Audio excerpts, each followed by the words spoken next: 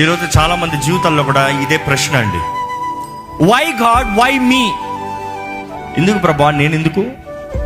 ఎందుకు ప్రభా నా కుటుంబంలో నేను ఈ అవమానం ఎందుకు? ఎందుకు ప్రభా నా జీవితంలో ఈ నష్టం ఎందుకు?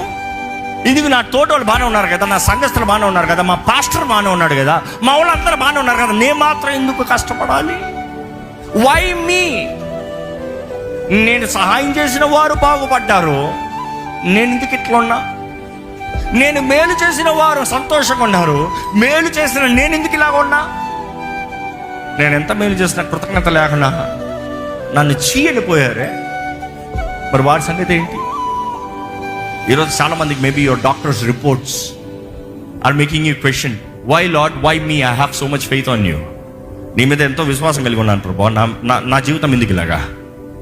ఎందుకు ప్రభా? దీన్ని బట్టి అవమానం కదయ్యా. నాకెందుకు ఈ క్యాన్సర్? నాకెందుకు ఈ కిడ్నీ ఫెయిల్యూర్? నాకెందుకు ఈ హార్ట్ డిజీజ్? నాకెందుకు ఈ ప్రాబ్లం? Why me?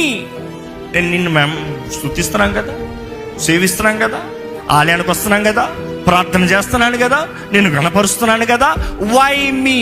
అలాంటి ప్రశ్నలు ఉన్నవారైతే మీరు ఒకటి జ్ఞాపకం చేసుకోండి, మీ దృష్టి అంతా ఒకటే, క్రీస్తుని వెంబడించాలి.